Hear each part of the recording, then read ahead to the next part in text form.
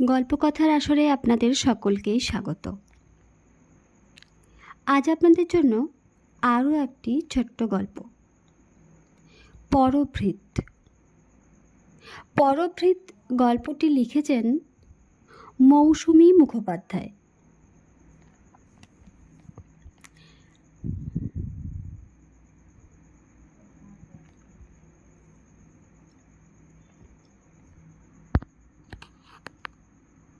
পাখিটা রোজ এসে বসে থাকে গাছটায়, শুধু বসেই থাকে। মাঝে মাঝে ঘাড় বেঁকিয়ে এদিক ওদিক তাকায়, কখনো লাল লাল চোখ মেলে কি যেন খোঁজে। ভোরের দিকে ঠান্ডা একটু কমলে সরমা যখন ধোয়া ওঠা এক কাপ চা নিয়ে ব্যালকানিতে গিয়ে বসেন, তখন পাখিটার সারা শরীর ফুলে ঢোল। সাদা কালো তুলোর বলের মতন দেখতে লাগে যেন। বুক আর পেটের কাছে সাদা রঙের ওপর কালো কালো বুটি, আবার ডানার নকশা ঠিক উল্টো, কালো ডানায় সাদা রঙের ফোঁটা দেওয়া। আকারে পায়রার চেয়ে সামান্য বড়, বড় নাকি সমান হবে হয়তো, সরমা অত শত বুঝতে পারেন না। শুধু পাখিটাকে দেখতে বেশ লাগে, শান্ত, স্বাধীন, নিঃসঙ্গ। অন্য পাখিদের মতো ডাকাডাকিও নেই কোনো। শীতের কুয়াশা মাখা আবছা সকাল, সোনালি রোদের দুপুর কিংবা হঠাৎ ফুরিয়ে যাওয়া বিকেলে ও বসে থাকে পাতা ঝরা রুখা শুখা বুনো তেঁতুল গাছটায়, হলদে হয়ে যাওয়া ডালে। অন্য পাখিরা কেউ কেউ কখনো সখনো পাশে এসে বসে, ভাব জমানোর চেষ্টা করে হয়তো, কিন্তু সাড়া পায় না বিশেষ। এই পাখিটা যেন একা একা বসে থাকতেই পছন্দ করে, কিংবা আর কাউকে তার পছন্দ নয়। সরমা এক একদিন চা খাওয়ার সময় ব্যালকানিতে বিস্কুটের টুকরো ছড়িয়ে রেখেছেন। কাক আসে, শালিক আসে, একজোড়া ঘুঘুও দম্পতি আসে ঘু ঘু করতে করতে। ও আসে না কখনো, পুঁতির মতন গোল গোল রক্ত রঙা চোখ মেলে কখনো দেখে, কখনো বা দেখেও না। গায়ের সাদা কালো পালক ফুলিয়ে বসে থাকে চুপ করে।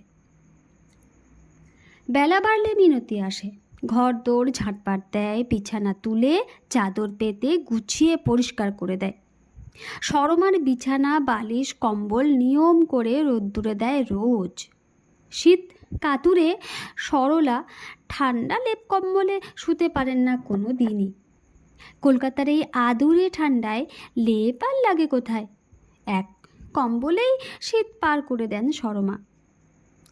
ঘর গুছিয়ে মিনতি রান্নাঘরে ঢোকে, জল খাবার তৈরি করে সরমাকে খেতে দিয়ে নিজের খাবারটা নিয়ে এসে বসে পড়ে সরমার পাশেই। চওড়া ব্যালকানিতে সাদা মার্বেল বসানো ছোট্ট টি টেবিল, তাতে একটা চেয়ার। সেখানে বসে গায়ে রোদ্দুর মেখেই জলখাবার খান সরমা। নিচে মেঝের উপরে চওড়া গদি পেতে রাখা আছে। জলখাবারের থালা নিয়ে মিনতি বসে সেখানেই। দীর্ঘদিন সাহেবিকে তাই অভ্যস্ত। শ্রেণী সচেতন সরমা কাজের লোকের সঙ্গে এক টেবিলে বসে খাওয়ার কথা চিন্তাও করতে পারেন না। তা বলে গল্প করতে তো বাধা নেই। নরম রুটি ছিঁড়ে মুখে পুড়তে পুড়তে সরমা জিজ্ঞেস করেন, এই পাখিটাকে চিনিস মিনতি? দেখ কেমন অদ্ভুত দেখতে। মিনতি ভালো করে না দেখেই দীর্ঘশ্বাস ফেলে উত্তর দেয়, আর এক জীবনে মানুষই চিনে উঠতে পারলাম না মাগো, তাই পাখি। উত্তরটা খুবই দার্শনিক হলেও একঘেয়ে ঘ্যানঘ্যানানির মতো লাগে সরমার। বিরক্ত হয়ে বলেন, ভালো করে তো তাকিয়ে দেখলি না পাখিটাকে, বলে দিলে দুম করে। আর কথায় কথায় সবসময় ওই একই রকম প্রসঙ্গ টেনে আনিস কেন? বিরক্ত হন, আবার মনে মনে মায়াও বোধ করেন। মিনতির স্বামী ওকে ছেড়ে চলে গেছে অনেক বছর আগে, একটাই মেয়ে, তারও বিয়ে হয়ে গেছে। সরমা নিজে দাঁড়িয়ে থেকে মিনতির বিয়ের ব্যবস্থা করে দিয়েছিলেন। তখন বয়স অল্প ছিল, দাপটও ছিল প্রচুর। সেও আজ হয়ে গেল অনেক বছর। মিনতির মেয়ে এখন বর ছেলে মেয়ে নিয়ে মায়ের কাছেই এসে উঠেছে। ওর বরের তেমন রোজগার নেই, তার চেয়েও বড় কথা রোজগার করার ইচ্ছেও নেই। মেয়েটা নিজেও কয়েকবারই কাজ করে। ওর আর ওর মায়ের রোজগারেই সংসারটা চলে, মোটামুটি ভালোভাবেই চলে যায়। ভেবে দেখতে গেলে মেয়ে জামাই নাতি নাতনি নিয়ে মিনতির এখন ভরা সংসার। অথচ সব কথায় মিনতির একবার না একবার সেই ছেড়ে যাওয়া স্বামীর প্রসঙ্গ তুলে আনবেই। যে ছেড়ে চলে যায় তার জন্য কিসের এত শোক? আদৌ শোক নাকি বলতে হয় বলে বলা? একটা দীর্ঘলালিত বা হা উতাসের অভ্যেস। এতদিন পর কি সত্যি আর কারোর জন্য শূন্যতার বোধ কাজ করে কারো মনে? বুঝতে পারেন না সরমা। আসলে সরমা নিজে বিয়ে করেননি, সংসার করেননি বলেই বোধ হয় এসব বোঝেননি কখনো। বিয়ে করেননি তাই বলে কি ভালোবাসেননি? বেসেছেন তো, সবটুকু দিয়েই ভালোবেসেছেন। কিন্তু সেই ভালোবাসায় অন্যের ভালোতে বাস করা ছিল ঠিকই, কিন্তু আবেগ ছিল না বোধহয়। যে চাকরি করেছেন সারা জীবন বেশি বেশি আবেগপ্রবণ হলে তাতে আর টিকে থাকতে হতো না। তিনি অন্তর থেকে উৎসারিত ভালোবাসার স্বাভাবিক প্রবাহে কখনো বাধা দেননি, আবার সেই স্রোতে ভেসেও যাননি। কখনো নিস্তব্ধতা বিসর্জন দিয়ে আপোষও করেননি। আজীবন নিজের শর্তে বাঁচার একেবারে কপিবুক উদাহরণ তিনি। দেশ স্বাধীন হওয়ার আগেই জন্ম সরমার। 1951 সালে আন্নার আজম যখন দেশের প্রথম মহিলা IAS অফিসার হলেন, সরমার তখন মাত্র 8 বছর বয়স। আন্নার আজমের খবরটায় বাড়িতে যেন সাড়া পড়ে গিয়েছিল। সরমারা তখন দিল্লিতে থাকতেন। বাবাও ছিলেন নব্যগঠিত ভারত সরকারের উচ্চপদস্থ কর্মী। বাড়িতে আসা ইংরেজি খবরের কাগজ আর রিডার্স ডাইজেস্ট থেকে বাবা খবরটা পড়ে শুনিয়েছিলেন মা আর তাদের 2 বোনকে। অন্য বোন পরমা তখন বছর 5 শিশু, কিছু বোঝার মতো বয়স তার হয়নি। গভীরভাবে প্রভাবিত হলেন সরমা। জেদ ধরেছিলেন সিভিল সার্ভিসে প্রবেশিকা পরীক্ষায় বসবেন তিনি। মা বাবার প্রথমে একটু কিন্তু করলেও তাঁদের চিরদিনের একরোখা স্বাধীনতা প্রেমী প্রথম সন্তানটির মতের বিরুদ্ধে রুখেও দাঁড়াননি সেভাবে।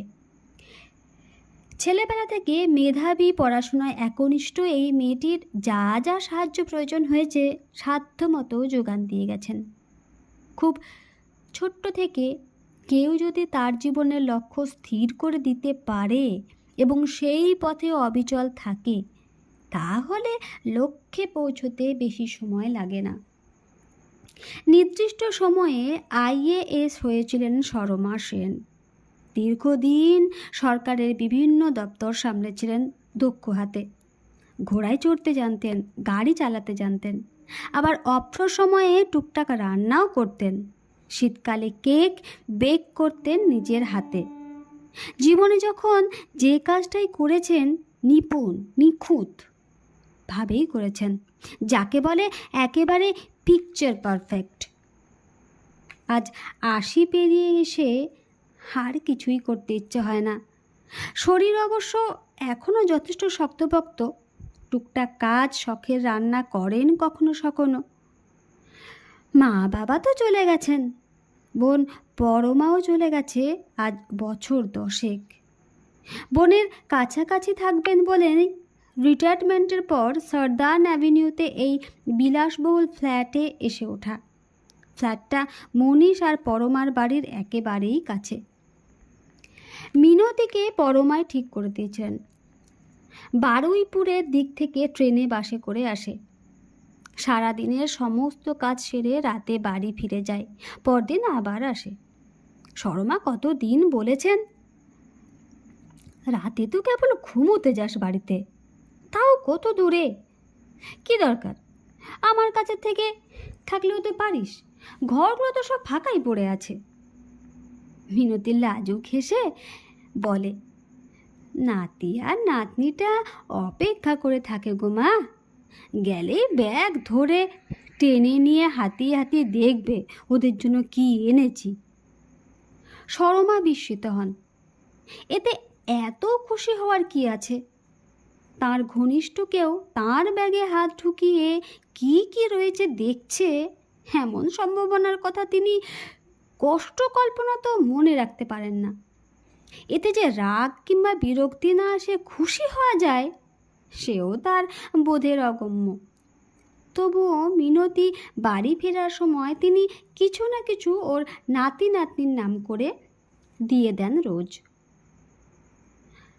পার্থ অবশ্য কিছুতেই ওকে একা থাকতে দিতে রাজি ছিল না। বারবার বলতো, 82 বছর বয়স হলো তোমার মাসিমণি, এই বয়সে একা থাকে নাকি কেউ? হয় আমাদের এখানে এসে থাকো, আর নয়তো রাতে লোক রাখো। আমি সারাদিনের ট্রেন নার্স ঠিক করে দিচ্ছি একটা, হঠাৎ কোনো অসুবিধা হলে ব্যবস্থা করতে পারবে। সরমা রাজি হননি। শরীর এখনও যথেষ্ট সুস্থ তার, সুগার প্রেশার সব নর্মাল। পার্থ কলকাতার নামকরা একজন কার্ডিওলজিস্টদের মধ্যে একজন। সামনাসামনি নার্সিংহোমগুলোতে ওর বলা আছে, যে কোনো দরকারি সরমার নম্বর থেকে একটা SOS কল গেলেই হলো। লোকাল থানার পুলিশ সপ্তাহে একবার করে এসে খবর নিয়ে যায়। পার্থ আসে নিয়ম করে প্রতি রবিবার। প্রেশার সুগার সমস্ত নিজের হাতে মাপে, হাত ধরে ওজন মেশিনে তুলে দাঁড় করিয়ে দিয়ে ওজন নেয়, তারপর ছোট্ট ডায়েরিতে নোট করে নেয় সমস্ত কিছু। সরমা সারাটা সপ্তাহ অপেক্ষা করে থাকেন এই সময়টার। রবিবার এলেই সকাল থেকে সাজ রব, ঘর বাড়ি গুছিয়ে রাখেন, বসার জায়গা পরিপাটি করে। বিছানায় নতুন চাদর বিছিয়ে নেন মিনতকে দিয়ে। সারাটা দিন ধরে টুকটুক করে রান্না করেন পার্থর পছন্দ সব পদ। সমস্ত গুছিয়ে মিনতিকে তাড়াতাড়ি ছুটি দিয়ে অপেক্ষা করেন পার্থর গাড়ির আওয়াজের। মিনতি মনে মনে অবাক হয়, ভাবে বুড়ির নিজের কেউ নেই বলেই হয়তো বোনের একমাত্র ছেলেকে এত বেশি ভালোবাসে। পার্থ এলে সারাটা সপ্তাহের জমা কথা উগরে দিতে থাকেন সরমা। তখন কোথায় ভেসে যায় তার স্বভাব গাম্ভীর্য, তার ব্যক্তিত্ব। স্বভাব বিরুদ্ধ কি এক প্রগল্ভতায় পেয়ে বসে তাকে। তিনি পার্থর গায়ে মাথায় হাত বুলিয়ে দিতে চান, আঁকড়ে ধরে থাকতে চান পার্থর হাত। হয় না, কেমন যেন লজ্জা করে। নিজের আচরণ নিজের কাছেই যেন কীরকম বিসদৃশ্য ঠেকে। আসলে সারা জীবন তিনিই ছিলেন সকলের সব আলোচনার কেন্দ্রবিন্দু। চাকরি করেছেন যখন, তখনও তাকে নিয়ে সকলের কৌতূহলের শেষ ছিল না। মেয়েদের কিটি পার্টিতে সকলে তার সঙ্গে হেসে হেসে গল্প করলেও আড়ালে তাকে নিয়ে তুমুল সমালোচনার ঝড় বইত। বেশিরভাগই অফিসারদের স্ত্রী, তারা বিনা যোগ্যতায় কেবল বিবাহ সূত্রে সরকারি সমস্ত সুযোগ সুবিধা ভোগ করত।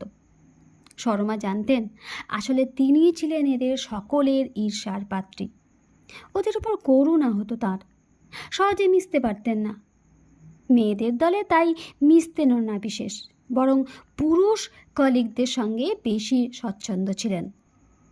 দক্ষিণ ভারতীয় যুবক রঙ্গনাথনের সঙ্গেও সেভাবেই আলাপ। প্রাথমিক মুগ্ধতা কাটিয়ে বন্ধুত্ব তৈরি হতে সময় লাগেনি, সম্পর্ক এগিয়েছে দ্রুত গতিতে।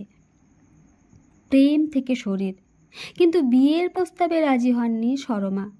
তামিল ব্রাহ্মণ পরিবারের বউ হয়ে আচার সর্বস্ব জীবনে বাঁধা পড়ে যেতে চাননি। রঙ্গনাথন আহত হলেও জোর করেনি, ফিরে গিয়েছিল। সে জানতো না কিছুই। সরমা ছাড়া জানতো কেবল পরমা। পরমাকেই বলেছিলেন, কারণ ততদিনে নিজের মধ্যে নতুন প্রাণের আগমন বার্তা টের পেয়ে গেছেন সরমা। সঙ্গে স্পষ্ট করে এও জানিয়ে দিয়েছিলেন বাচ্চাটাকে নষ্ট করতে চান না তিনি। বিয়ে করতে চাননি, কিন্তু ভ্রূণ হত্যা নিষ্ঠুর আচরণেও মন সায় দেয়নি তার। রঙ্গনাথনের সন্তানকে রঙ্গনাথনের অজ্ঞাতে পৃথিবীতে এনেছিলেন সরমা। রঙ্গনাথনের সঙ্গে কি অন্যায় করেছিলেন তিনি? তখন তা মনে হয়নি, মনে হয়েছিল প্রাকৃতিক সমস্ত কিছু। সমস্ত নারীকে অধিকার দিয়েছেন প্রকৃতি। অন্যায় করেছিলেন কি? অন্যায় করেছিলেন কি বাচ্চাটার সঙ্গেও? কিন্তু এছাড়া তার আর কোনো উপায় ছিল না। অত বছর আগে সমাজে সিঙ্গল মাদারের কোনো ধারণাই ছিল না, গ্রহণ যোগ্যতাও নয়। প্রিয় বন্ধু পরমাকে তাই জানাতে হয়েছিল সবটাই। জানতো পরমা, তাই মনীষও জানতো। দিদিকে ভালোবাসত পরমা, সমর্থন করত সব ব্যাপারে, বিশ্বাস করত তার দিদি ভুল করার মানুষ নয়। বড় শালিকার প্রতি সম্ভ্রমের খাত ছিল না মনীষেরও। ততদিনে রাঁচিতে পোস্টিং হয়ে গেছেন সরমা। সেকালে পরিচয়পত্রের অত কড়াকড়ি ছিল না, ফলে হাসপাতালে ভর্তি হয়েছিলেন পরমার নাম নিয়ে। সন্তান জন্মেছিল মনীষের পিতৃ পরিচয় নিয়ে। হাসপাতাল থেকে ফিরে পরমা আর মনীষ যখন বাচ্চাটাকে নিয়ে এলো কলকাতায়, খুব কি ভেঙে পড়েছিলেন সরমা? না না তো, বরং নিশ্চিন্ত হয়েছিলেন, মুক্ত লেগেছিল নিজেকে। তার পাখির মতো ফুরফুরে নির্ভার জীবন আবার হাতছানি দিয়েছিল তাকে। মুক্ত আকাশ, যেমন ইচ্ছে তেমন করে বাঁচার স্বাধীনতা। একটার পর একটা সম্পর্ক জড়ানোর মতো ভুল করেননি আর কখনো। কোথাও নোঙর ফেলতে কিংবা বাসা বাঁধতে ইচ্ছেই করেনি, ভাগ্যিস করেনি। পরমা আর মনীষও সন্তান নেয়নি আর। কেন সে কথা কখনো জানতে চাননি সরমা। তিনি বরাবরই এরকম, কখনো কারো নিজস্ব পরিসরে ঢোকেননি, নিজের পরিসরেও কাউকেই ঢুকতে দেননি। এখন এই বয়সে পৌঁছে যৌবনে সেই উদ্দামতা স্থিমিত হয়ে গেছে একেবারেই। কোথাও গেলেও সরমার চুপচাপ বসে থাকতেই পছন্দ হয় বেশি। কত কথাই তো বলেছেন সারাটা জীবন ধরে। এখন চুপ করে বসে চারপাশটাকে অনুভব করতেই তার ভালো লাগে বেশি। মনে হয় এই তো, আর তো কদিন, সময় তো হয়েই এলো। পার্থ ছেলে মানুষের মতো অভিমান করে কাছে নিয়ে যেতে চায়। পার্থর বউ রিমি বলে, মা বাবা না হয় নেই, কিন্তু আমরা তো রয়েছি মাসিমণি, তুমি আমাদের কাছে চলে এসো। আমরা কি কেউ নই তোমার? অজান্তেই সরমা দীর্ঘশ্বাস পড়ে একটা। মনে মনে ঠিক করে রাখেন এবার পার্থ এলেই পাখিটার কথা জিজ্ঞেস করবেন। পার্থ আসে রবিবার দুপুরে নার্সিংহোম থেকে ফেরার পথে। পাখিটা তখনও ডানা মুড়ে জুবুথুবু হয়ে বসে আছে শুকনো গাছটার ডালে। ওর ফোলানো শরীর ঘিরে থাকা সাদা কালো টিপটিপে ডানায় দুপুরের মিঠে সোনালি রোদ পিছলে পিছলে যাচ্ছে। পার্থ অনেকক্ষণ ধরে ভালো করে দেখে পাখিটাকে, তারপর মাথা নাড়ে। না, চেনে না। মিনতি খাবার টেবিল সাজায়। পার্থ আর সরমা আজ একসঙ্গে দুপুরের খাবার খাবেন। হঠাৎ কি মনে করে পার্থ এগিয়ে যায় ব্যালকনির দিকে। খুব কাছ থেকে পাখিটার কয়েকটা ছবি তুলে নেয় হাতের মোবাইল থেকে। তারপর সেই ছবি গুগল লেন্সে ফেলে হাসি মুখে এগিয়ে যায় সরমার দিকে। বলে, মাসিমণি, এই নাও তোমার পাখির ডিটেলস। এটা আর কিছুই নয় মাসিমণি, কোকিল, লেডি কোকিল। কোকিল? সরমা বিস্মিত হন, বলেন, কিন্তু সে তো কুচকুচে কালো রঙের হয় রে। পার্থ বলে, না মাসিমণি, ওই যে বললাম এটা মেয়ে কোকিল, তাই অন্যরকম দেখতে। বরাবরের ভালো ছাত্রী সরমার মাথায় পুঁথি পড়া বিদ্যের মতো তথ্যের স্রোত বইতে থাকে। ঠিক ঠিক ঠিক।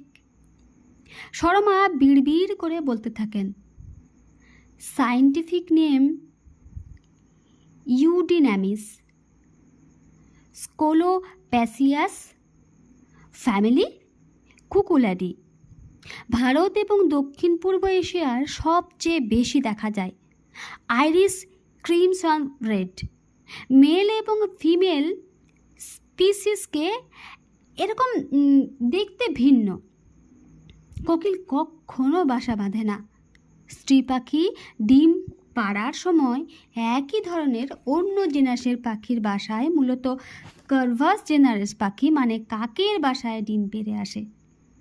পার্থ হাসি মুখে ঘাড় নেড়ে নেড়ে সরমার কথায় সায় দিচ্ছিল। হাসতে হাসতে বলে, উফ মাসিমণি, ইউ আর অ্যামেজিং। এখনো এত কিছু মনে আছে তোমার।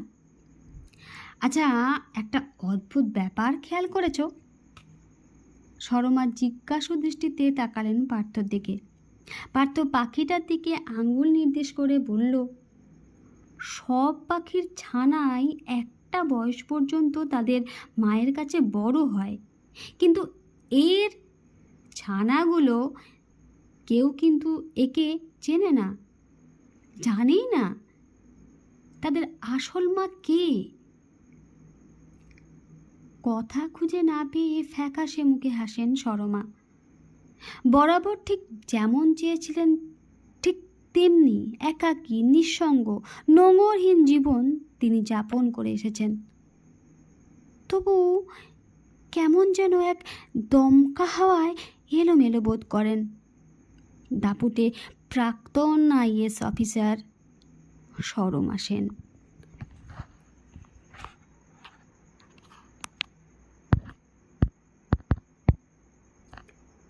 নমস্কার।